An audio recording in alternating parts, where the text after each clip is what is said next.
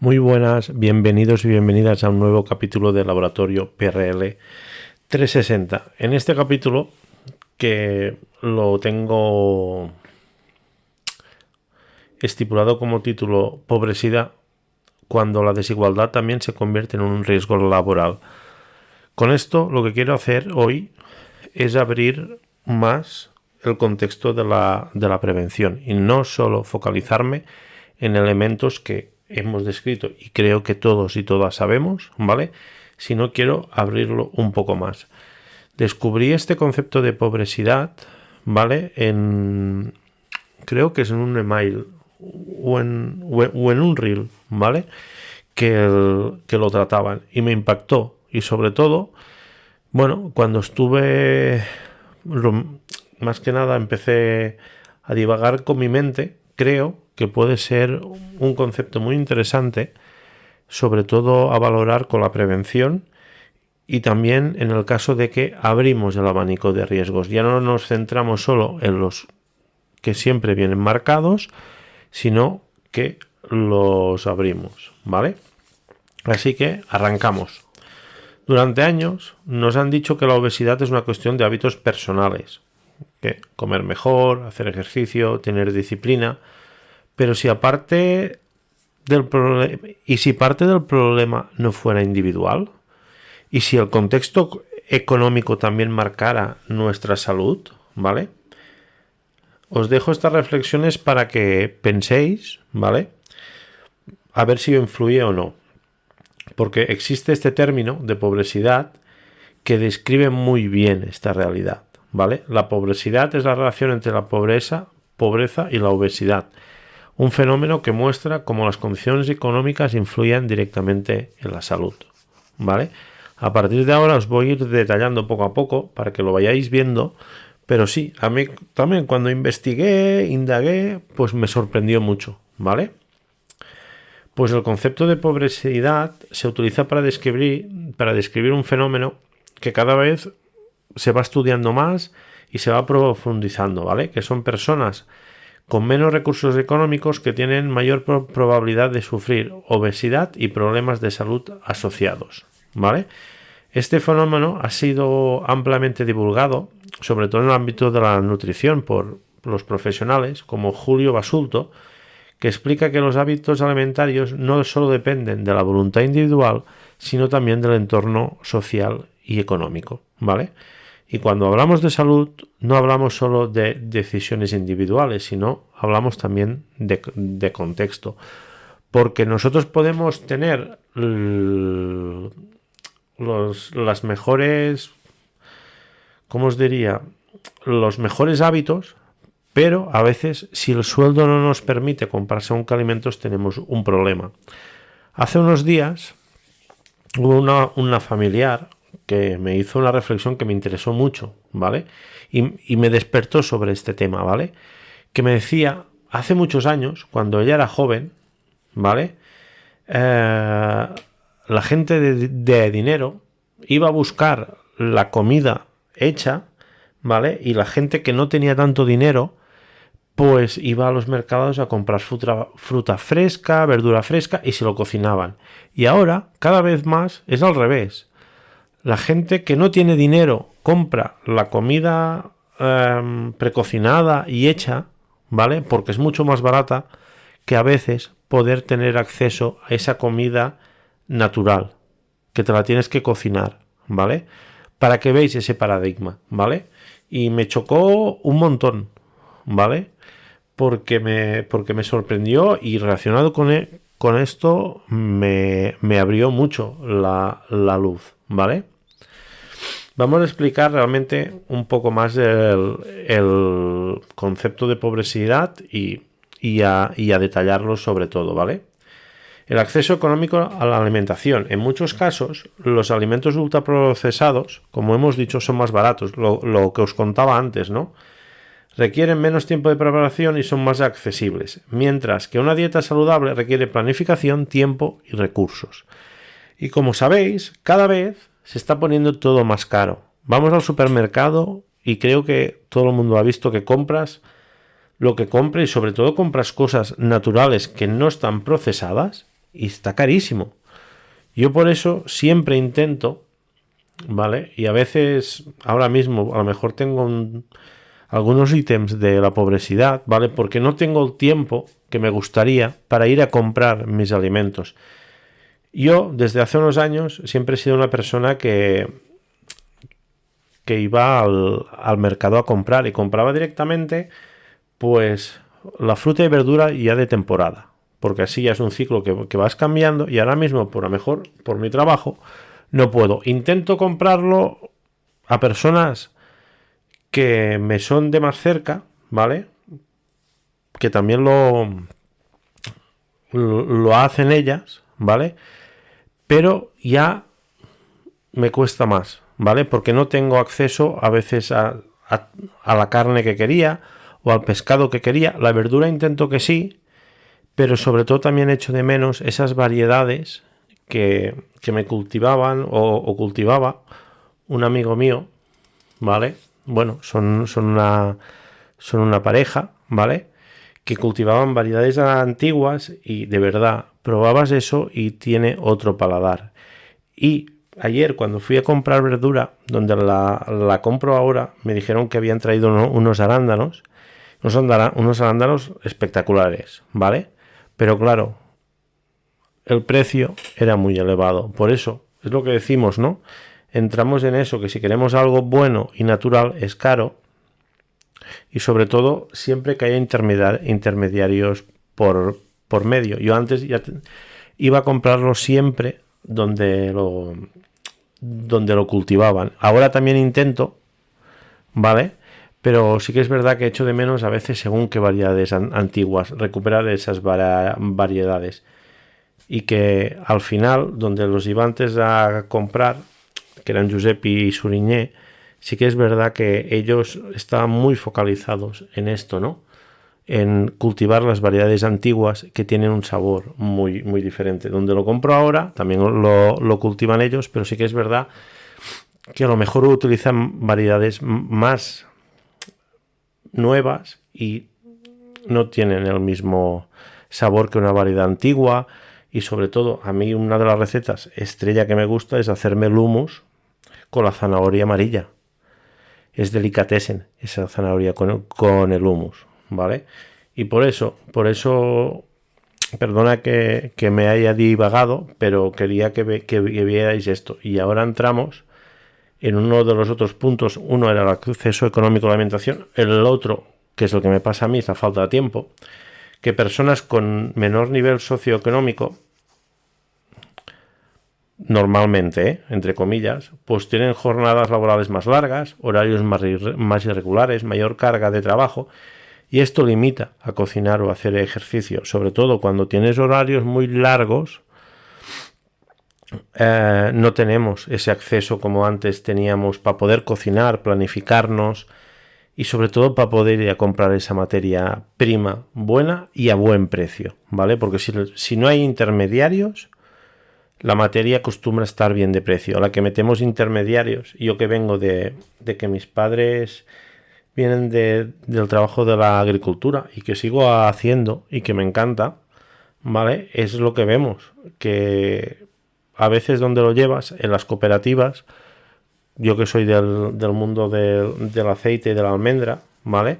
En las cooperativas, pues bueno, los precios son más o menos estándares, pero a la que ves que hay intermediarios por medio, pues ahí la cosa es diferente y sobre todo, pues bueno, también la procedencia de la aceituna, de las variedades, y por eso influye. Perdón, que me he divagado y me he ido un poco. Por eso, como os decía, jornadas largas, horarios irregulares, pues nos llevan a este punto, ¿vale? El estrés económico. La inseguridad financiera genera estrés crónico, ansiedad, peor descanso y todo ello influye en los hábitos de salud. Ahora mismo estamos en un punto que debido a la guerra que existe de Israel, Estados Unidos contra Irán, debido a que se ha cerrado el estrecho, no me acuerdo ahora el nombre, ¿vale? Pues el petróleo, ¿qué está haciendo? Está subiendo. ya sabemos que cuando sube el petróleo, esto nos va a afectar a todo, porque normalmente casi todo se distribuye por carretera. ¿Y qué pasa? Que todo sube, las comidas, agua, bueno, restaurantes, todo va a subir, y también la gasolina y el gasóleo que estamos gastando para los coches, porque la luz aún no está muy implantada. Además, también tenemos que la luz funciona con centrales de ciclo combinado de gas, el gas también está subiendo, porque me parece que se destruyó una refinería de gas o así, ¿vale? Por eso estamos en una época que el estrés económico es importante. Y el otro día estaba viendo también una estadística por ahí que decían que para vivir bien en España necesitabas un sueldo mensual de unos 2.400 euros o así, para ahorrar un poquito. Y me parece que el sueldo mínimo interprofesional, ¿vale? En España, os lo digo alrededor, está sobre unos 1.400, para que veáis la diferencia, ¿vale? Pues nada, seguimos. Os voy a dar unos datos más de España, de pobreza y obesidad. En España tenemos alrededor del 13,6% de la población vive en situación de pobreza, que equivale a unos 6,7 millones de personas. Eso es lo que nos comenta Reuters, ¿vale? Además, tenemos un fenómeno llamado pobreza laboral, que aproximadamente son un 16% de los hogares que son personas que están trabajando y siguen siendo pobres, ¿vale? Esta reseña nos viene del Observatorio del Social, ¿vale? De la Fundación de la Caixa. Esto significa que tener trabajo no siempre garantiza la estabilidad económica. Y ahora voy a añadir otra cosa. No solo el trabajo, las pensiones muchas veces son muy bajas. ¿Y qué pasa? Que la gente tampoco tiene acceso a ese punto para poder comprar. Sí tienen el tiempo, pero a lo mejor no tienen ese dinero para poder acceder, ¿vale? Y ahora vamos a hablar de unos datos de obesidad. Se estima que alrededor del 18 y 19% de la población adulta tiene obesidad. Eso no nos lo dice el gobierno de España, y también el mismo gobierno nos dice que hay más del 55% de los adultos tienen un exceso de peso, sobrepeso u obesidad, ¿vale? Esto convierte la obesidad en uno de los grandes problemas de la salud del país. Además, el exceso de peso tiene un impacto incluso en la economía. El sobrepeso reduce la productividad equivalente a 479.000 trabajadores a tiempo completo, según la OECD, ¿vale? Para que veáis cómo está todo, ¿vale? He intentado aportaros un poco de luz sobre el tema, y ahora vamos a indagarnos más en temas de la prevención de riesgos, ¿vale? Para que veáis. Pero yo cuando estaba preparando este capítulo, bueno, ¿cómo os diría? Entré en modo catástrofe, ¿vale? Porque son puntos que no le damos cuenta o que no queremos ver, ¿vale? España también tiene una de las tasas de accidentes y de absentismo más altas, ¿vale? Y seguimos sin poder bajarla o bajando mínimamente, y a lo mejor es que tenemos que coger una estrategia más global. Eso, quien tiene los números, que es el gobierno, con sus asesores, catedráticos y todo el mundo que está allí viendo todo esto, a lo mejor pueden hacer algo, ¿vale? Pero a lo mejor no tenemos que ir solo a intervenir en puntos pequeños de la prevención, sino tenemos que abrir la prevención a algo más grande, abrir más el panorama de todo, sobre todo, como veis aquí, abrir más al escenario político y económico, y dar un vuelco a todo esto. Sé que estamos en la Unión Europea, que cuesta más, pero hay países, por ejemplo, de la Unión, que a lo mejor ya abordan esto de otra manera, o sobre todo hacen políticas más enfocadas a tener acceso a comida saludable o a comida fresca a buen precio, ¿vale? Y también a tener unas jornadas que la gente le permita poder tener mayor salud. Porque al final, si no tenemos salud, nos va a venir, como es el pescado que se muerde su cola, las enfermedades que las vamos a tener que pagar todos. Es lo que hablábamos también en otros capítulos, ¿vale? Y ahora vamos a dar ese giro hacia la prevención, ¿vale? Si el contexto económico influye en la salud, también influye en la seguridad laboral. Por eso, que la seguridad en el trabajo no depende solo de máquinas, procedimientos y EPIs. También depende de las condiciones físicas y mentales de las personas que trabajan. Siempre lo hemos dicho. Cuando vamos al trabajo, no podemos desconectarnos de lo que tenemos en casa. Y cuando salimos del trabajo, no podemos desconectarnos del trabajo y conectarnos a casa. Al final estamos siempre en un mix de todo, ¿vale?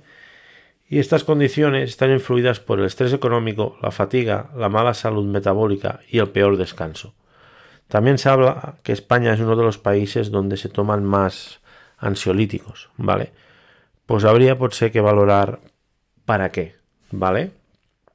Por eso a veces cuando tengamos un accidente podemos mirar de una perspectiva más focalizada a la prevención, o también si nos permite abrir la ley, porque aquí sí que es verdad que podemos tener algún choque con la protección de datos y con la vida personal, ¿vale?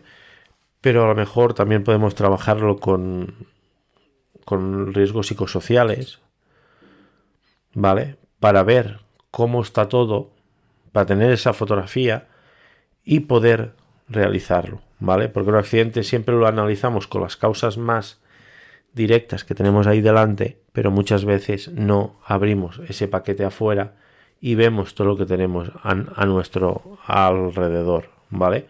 Porque sí que es verdad que a veces con un sueldo mejor o con sueldos más elevados, pero si seguimos teniendo los alimentos muy caros, pues no vamos a ganar nada. Yo creo que la intervención que tenemos que hacer aquí es una intervención global, ¿vale? Pero hay que valorar muchas cosas encima de la mesa y las empresas pueden hacer, pero creo que también los gobiernos aquí tienen que tomar cartas al asunto, ¿vale? Ahora vamos a ver cómo la pobreza puede afectar a la seguridad laboral, ¿vale? La menor concentración.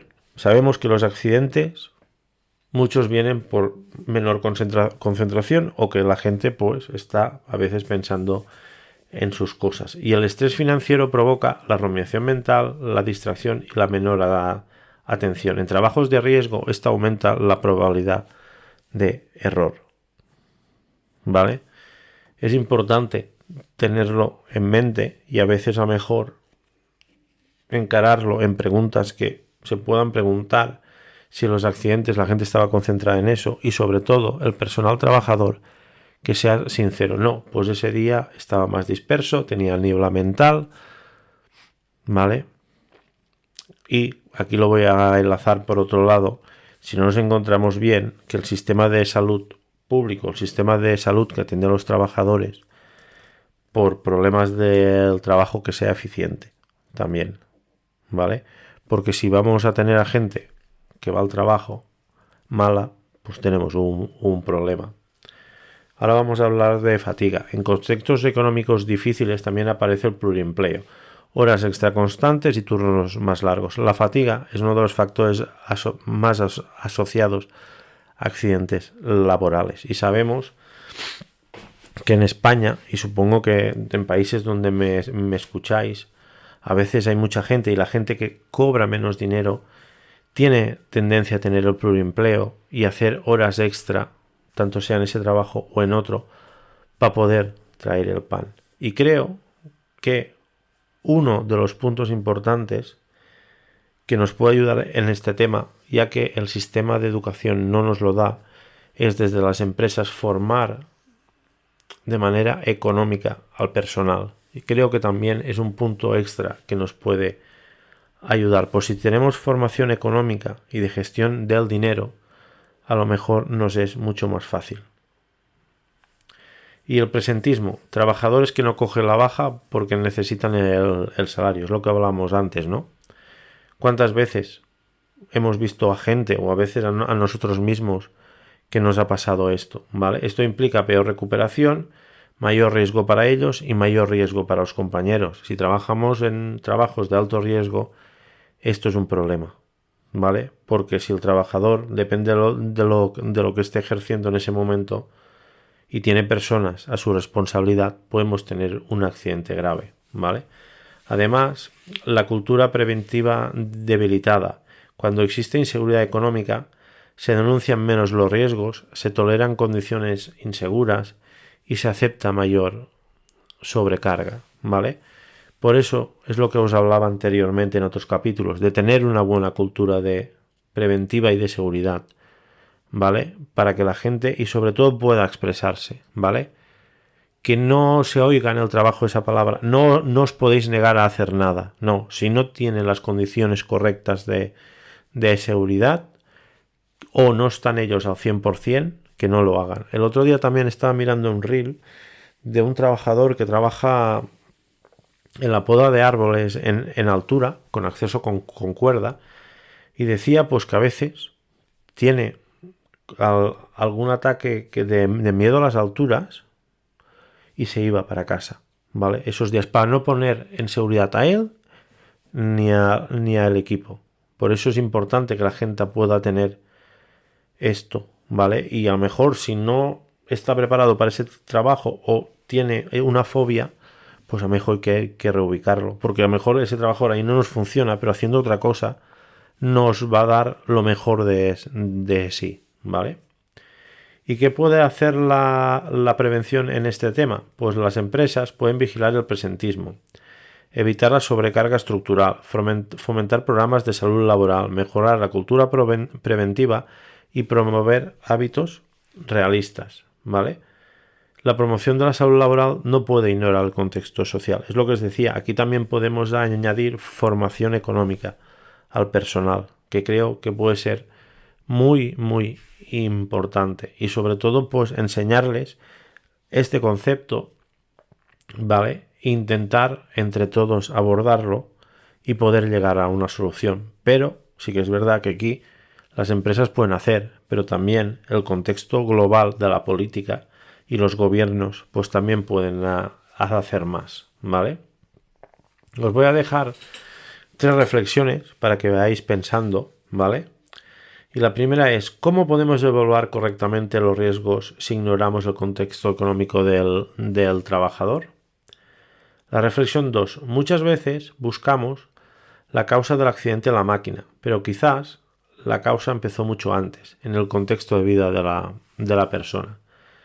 Y la última, la prevención de riesgos laborales no solo trata de controlar el entorno del trabajo, también trata de comprender a la persona que trabaja en él.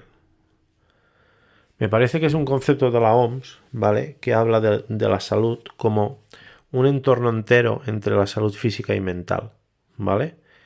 Y en estos puntos influye muchas cosas de las que hemos hablado hoy. Si no tenemos una buena salud, nos van a pasar cosas, ¿vale?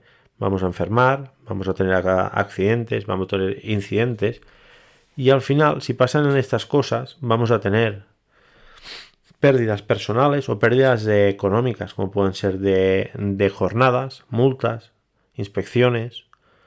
Por eso es importante valorar este concepto y creo que es muy interesante abrir el capítulo este a todo el mundo y sobre todo poner esa semilla para generar esa mente crítica y entre todos, porque eso no lo podemos solucionar una persona sola, entre todos poder llegar a soluciones globales y sobre todo pues extender cada vez más estos riesgos que están pasando para poder concienciar a todo el mundo, tanto al personal trabajador, al empresario, con consejos de administración y gobiernos, porque sabemos que las personas que trabajan son el motor. Si esas personas no funcionan, el motor no funciona, se para y la economía no va bien. Y es así, pero muchas veces nos cuesta entenderlo, ¿vale? Por eso es la importancia, y cada vez que estoy leyendo más libros, mucha gente, y sobre todo gente anterior del 1800 largos, casi 1900 o hasta 1980, que le dan, no todos, pero muchos, o unos visionarios, ya le dan la importancia que tiene el trabajador, de cuidar esa persona, ¿vale? Porque el trabajador es quien está delante del cliente, es quien hace funcionar las máquinas y es el que aporta o el que crea ese dinero también. Pero a veces tenemos esa mirada más centrada en nosotros y pensamos que los empresarios, consejos de dirección, pues son quienes mueven el mundo. Pero realmente quien mueve el mundo son esas personas que están trabajando. Me parece que Marx era uno de los que pilotaba sobre esta idea, ¿vale? Y para cerrar, quiero dejaros una frase, ¿vale? También a modo reflexión o a modo semilla, que quizás el próximo accidente que investiguemos no empiece en una herramienta ni un procedimiento. Quizás empiece mucho antes, en el contexto económico que rodea la persona, ¿vale? Y creo que desde España, viendo los datos y todo lo que tenemos, podemos aprender mucho de este concepto y podemos dar un vuelco para poder ser un país más saludable, sobre todo tanto saludable en concepto de salud en global, también como en salud en el trabajo, ¿vale? Pues espero que os haya gustado, ¿vale? Es uno de los más largos que he creado o de los que tengo yo solo. Espero que os guste el tema. Si tenéis dudas me comentáis o lo podéis hacer llegar a quien sea o a quien os guste que lo tuviera y que le pudiera hacer pensar y que lo disfrutéis mucho, ¿vale? Muchas gracias a todos y a todas y mucha seguridad para todo el mundo.